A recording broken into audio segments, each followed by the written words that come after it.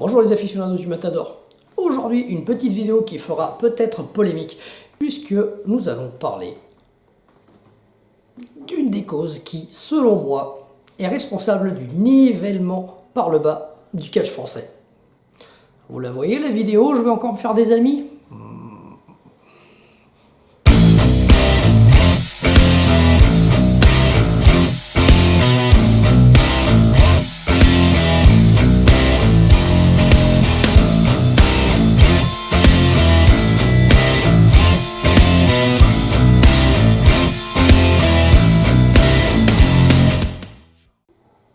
Alors, nous allons rentrer tout de suite dans le vif du sujet. Selon moi, une des raisons de la baisse du niveau du catch français est tout simplement la vente à perte, ou en tout cas la vente sans bénéfice des spectacles de catch par les promoteurs français.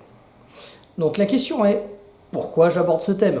Tout simplement parce qu'il y a quelques jours, j'ai reçu un message de la part d'un promoteur français qui, en gros, me proposait d'aller catcher pour lui dans un show de manière gratuite, en espérant faire suffisamment d'entrées pour derrière avoir des shows réguliers où je serais payé. Je vois déjà venir, entendre dire « Ah, le Matador, il va lâcher des noms, on va savoir qui est ce promoteur qui propose de ne pas payer les catcheurs. » Non, mais en fait, on va être un peu plus malin que ça. Je vais vous laisser débattre dans les commentaires. On va voir si jamais vous pouvez deviner le promoteur en question. Je trouve que ça va être plus intéressant. En tout cas, moi je lirai vos commentaires avec un grand intérêt.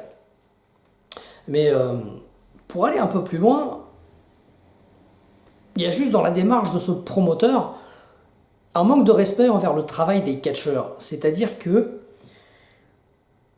si tu veux un catcheur de qualité, c'est pas compliqué. Tu le payes, le catcheur de qualité.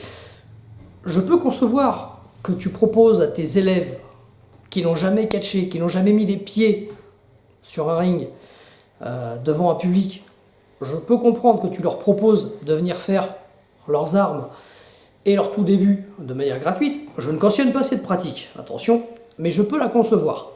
Par contre, à partir du moment où tu as affaire à un catcheur expérimenté, qui a plus de 10 ans de carrière, qui est parti au CMLL, non, là tu es obligé de le payer. Il y a un minimum de respect à avoir. En fait, la démarche qu'a eu ce promoteur, c'est un petit peu comme aller voir son banquier, lui demander un prêt pour ouvrir un petit business et lui dire si mon business fonctionne et que par la suite j'ai de l'argent, eh bien je rembourserai mon prêt. Non, le banquier il va jamais te prêter de l'argent si tu ne peux pas lui rendre l'argent qu'il t'a prêté. Et bien là, c'est exactement la même chose. Le catcheur, c'est un peu le banquier. Donc si jamais il ne reçoit pas son argent en retour, il ne faut pas qu'il aille catcher. Donc je tiens quand même à préciser que je n'ai rien de personnel contre ce promoteur et que si à l'avenir il veut me booker pour participer à ses spectacles, pour faire des stages chez lui, avec grand plaisir, il n'y a aucun problème, je serai toujours disponible, mais à condition qu'il me paye le tarif que j'estime mériter. C'est aussi simple que ça.